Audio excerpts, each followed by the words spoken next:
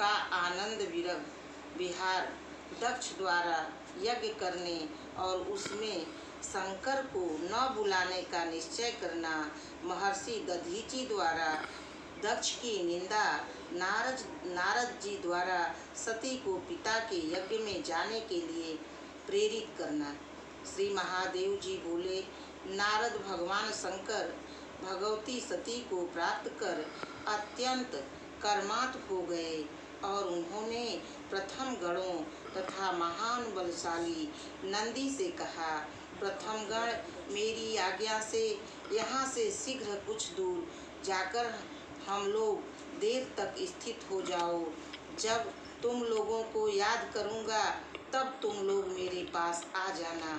मेरी आज्ञा के बिना कोई भी यहाँ कदापि नहीं आएगा।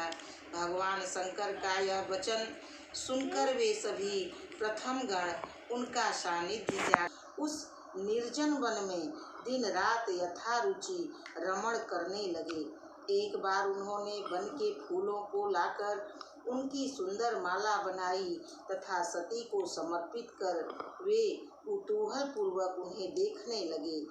कभी वे प्रेमवश खिले हुए कमल की तरह सती के सुंदर मुख को आदर पूर्वक हाथ से सहलाते थे और कभी इच्छा अनुसार पार्वती कंदराओं रमण करते थे।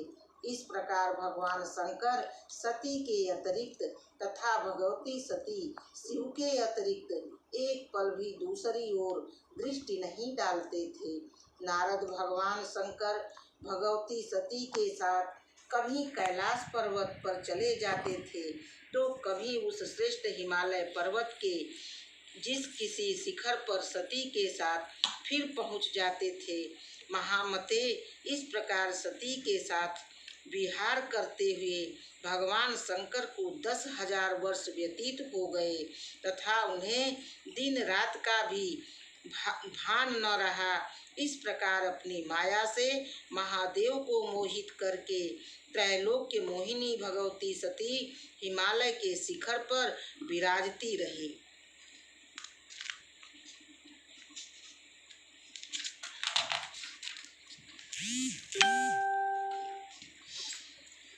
मेनका भगवती सती के पास नित्य जाकर उचित समय जानकर भक्ति पूर्वक निरंतर उन्हें पुत्री रूप में पाने की प्रार्थना करती थी। हिमवान की पत्नी मेनका ने शुक्ल पक्ष की महाअष्टमी के दिन उपवास पूर्वक व्रत का आरंभ किया। पुनः 1 वर्ष तक शुक्ल पक्ष की यह महाअष्टमी के दिन विधि पूर्वक भगवती सती की पूजा करके पुनः महाअष्टमी को उपवास करके व्रत का समापन किया। तब शंकर जी की भार्या सती ने प्रसन्न होकर यह अंगीकार कर लिया कि मैं आपकी पुत्री के रूप में आविर्भूत होंगी, इसमें संदेह नहीं है। सती का यह वचन सुनकर मेनका का चित्त प्रसन्न हो गया। वे रात दिन सती का ध्यान करके हिमालय के भवन में रहने लगी। नारद वे दक्ष अज्ञानतावश प्रतिदिन शंकर की निंदा करते थे और शंकर जी भी उन प्रजापति दक्ष को सम्मान का पात्र नहीं मानते थे। मुनि श्रेष्ठ शिव तथा प्रजापति दक्ष के बीच एक दूसरे के प्रति इस प्रकार का महान अद्भुत वैमनस्य हो गया। मुने, एक बार ब्रह्मापुत्र नारद ने दक्ष प्रजापति के यहाँ आकर उनसे यह बात कही, प्रजापते, आप जिन महेश्वर की प्रतिदिन निंदा करते हैं वे उनसे कुपित होकर जो करना चाहते हैं उसे आप सुन लीजिए। वे शिव अपने भूत गणों के साथ आपके नगर में आकर भस्म तथा हड्डियों की वर्षा करके निश्चय ही कुल सहित आपका नाश कर देंगे।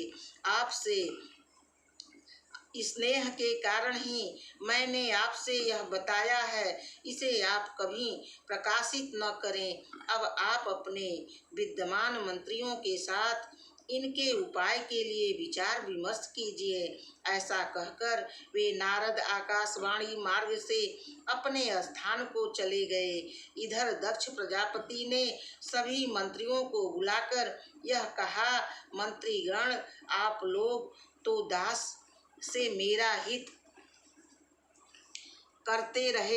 करने वाले रहे हैं, किंतु मेरे शत्रु के क्रियाकलाप का किसी ने ध्यान नहीं रखा।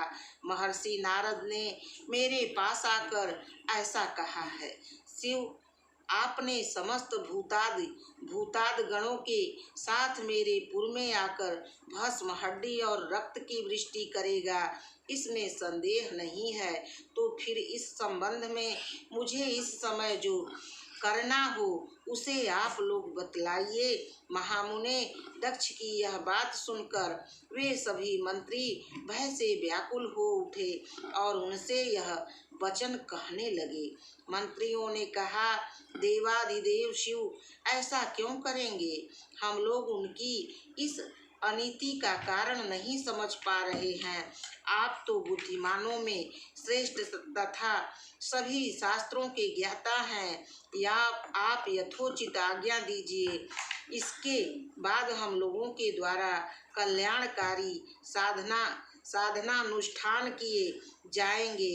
दक्ष बोले, शमशान में निवास करने वाले तथा भूत गणों के अधिपति शिव को छोड़कर अन्य सभी देवताओं को बुलाकर मैं यज्ञ का आयोजन करूंगा और समस्त विघ्नों का नाश करने वाले यज्ञेश्वर भगवान विष्णु को यज्ञ का संरक्षक बनाकर मैं प्रयत्न पूर्वक यज्ञ संपन्न करूंगा। इस प्रकार पूर्ण यज्ञ का आरंभ हो जाने पर वह भूतिपति शिव मेरे पूर्ण कर्म युक्त नगर में कैसे आ पाएंगे? महादेव जी, नारद दक्ष प्रजापति के ऐसा कहने पर भय के कारण उन मंत्रियों ने दक्ष प्रजापति से कहा, महाराज, यह ठीक ही है।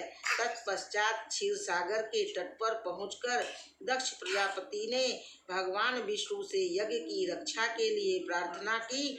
तब परम पुरुष भगवान विष्णु प्रसन्न होकर यज्ञ की रक्षा करने के लिए उन दक्ष के पुर में स्वयं पहुंच गए।